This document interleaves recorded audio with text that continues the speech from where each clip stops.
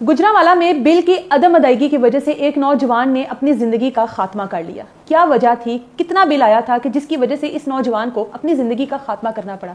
3800 रुपया बिल आता है इनके घर पर, और जो वालिद है 2 महीने का ये जो 3800 बिल है वालिद से अदा नहीं किया जाता। इन्हीं दिनों में इनकी दादी जो है उसकी वफात हो जाती है और अपने हमसायों से बिजली का कनेक्शन लिया जाता है कि चलो घर में मेहमानों का आना जाना है तो कुछ दिन इस तरह से गुजारते हैं, उसके बाद जो बिल है उसको अदा करके दोबारा से बिजली का कनेक्शन बहाल कर लिया जाएगा।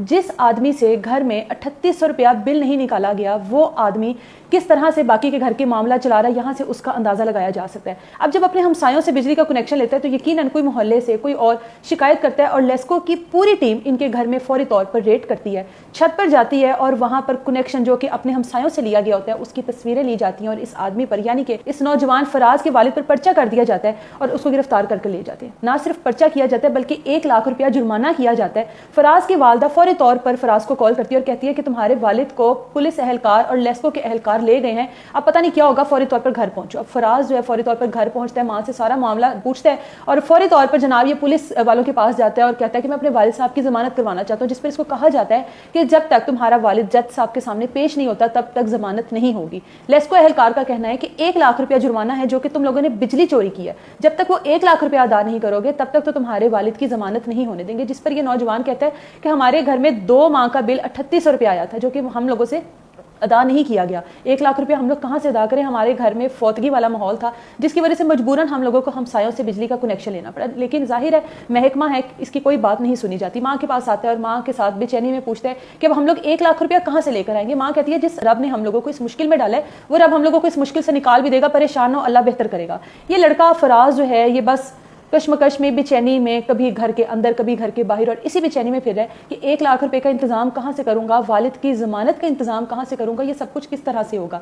1 से 2 दिन गुजरते हैं और इसी कश्मकश में फिर रहा है कि कहाँ से 1 लाख रुपए का इंतजाम करूं।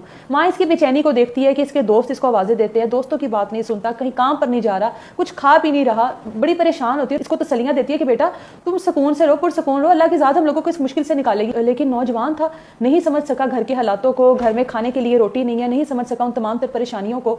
बाहर जाता है, माँ जो है इसकी अपने घर का जो बरामदा होता है वहां पर लेटी होती है, माँ के पास आता है, माँ के पास एक कुर्सी पड़ी होती है, कुर्सी लेके कमरे में चला जाता है। माँ कहती है पूरे घर में लाइट नहीं है, इतने दिन गुजर गए हैं, अंदर गर्मी है, तुम क्यों अंदर जा रहे हो, लेकिन खामोशी से अंदर चला जाता है। माँ को नहीं पता मेरा बेटा क्या करने लगा, मेरा बेटा किस हद तक जा सकता है, मेरा बेटा किस हद तक डिप्रेशन में जा चुका है, किस हद तक परेशानियों ने उस घेरे हुए है और वो किस हद तक मायूस हो चुका है। अंदर जाता है और कुछ ही लम्हों बाद वापस बाहर आके कहता है कि अम्मी मैं अपने घर के हालातों से तंग आ गया हूँ। हम लोगों के घर में ना खाने के लिए रोटी है, ना हम लोगों के घर में बिजली है, ना हम लोगों के घर में कोई और सहूलत है। मैं तंग आ गया हूँ इस जिंदगी से, परेशान होकर रह गया हूँ, मैंने तेजाब पी लिया, आप मुझे अस्पताल नहीं लेकर जाइएगा, ना ही एम्बुलेंस को बुलाइएगा।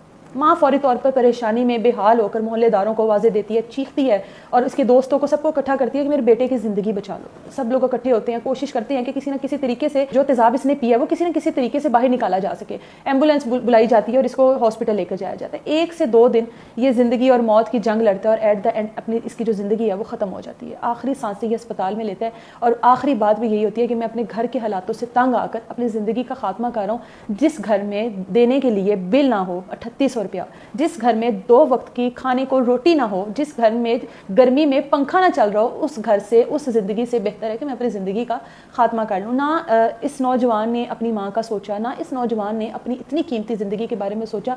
यकीनन वो हालात से, इन चीज़ों से इतना डिप्रेशन में आ चुका था कि उसको अपनी जिंदगी बिल्कुल बेमानी लग रही थी। वालिद जो था इसका वो हवालात में था, पुलिस की हिरासत में था, 1 लाख रुपया दिया जाना था, उनकी जमानत के लिए वकील को पैसे दिए जाने थे, उसके बाद वालिद को रिहाई है वो मिलनी थी। उससे पहले इस नौजवान ने अपनी ज़िंदगी का खात्मा कर लिया। इदारों से अपील है, जो गरीब शहरी है, जो आम शहरी है, जिनके साथ ये यूनिट के मामले हैं कि कुछ यूनिट के बाद जंप करके बिल जो है वो हज़ारों में चला जाता है, एक आम शहरी के लिए उसकी कमर तोड़ने वाली ये चीज़ है। और इस तरह से अगर ये तमाम तर चीज़ें चलती रही तो आए दिन जो हमारी नौजवान नस्ल है, जो हमारे बुजुर्ग हैं, जो कि कमाते हैं, घर के वाहिद कफील हैं, वो अपनी ज़िंदगियों का खात्मा कर लेंगे। क्योंकि जिन लोगों के घर में 2 वक्त की रोटी ना हो वो लोग कहाँ से इतने बिल अदा करेंगे। यकीनन इदारे ने इस तरह की कोई चीज़ देखी है और उस पर कार्रवाई की है। यकीनन इदारे के पास सबूत थे जिसकी वजह से उन्होंने इस चीज़ की कार्रवाई की, लेकिन उन चीज़ों का पस मंज़र हमेशा कुछ और होता है। घर में फौतगी का माहौल था, उस फराज की जो दादी उनका इंतकाल हो गया था, घर में लाइट नहीं थी, गर्मी की शिद्दत थी, मेहमानों का आना जाना था, जिसकी वजह से मजबूरन उनको इस तरह से कदम उठाना पड़ा। और यकीनन जब घर के कनेक्शन बिल की अदम अदायगी की वजह से काटे जाएँ तो बिल अदा करने के पैसे नहीं होते तो कनेक्शन काटा जाता है। और उसी मजबूरी में लोग कभी मोहल्लेदारों से, कभी निचले पोर्शन से, कभी ऊपरले پورشن سے کنیکشن لیتے ہیں کچھ دنوں کے لیے. تو اداروں کو بھی اس چیز کے بارے میں سوچنا چاہیے کہ ایک عام شہری اپنی زندگی کس طرح سے گزار ہے. اب اس کی جو ماں ہے وہ بے حال ہے, اس کی ماں جو ہے وہ بے چین ہے, اس کے آنسو جو ہیں وہ خشک ہونے کا نام نہیں لے رہے کہ میرا جوان سالہ بیٹا اس دنیا سے چلا گیا صرف اس وجہ سے کہ ہم لوگوں کے گھر کے حالات ایسے تھے.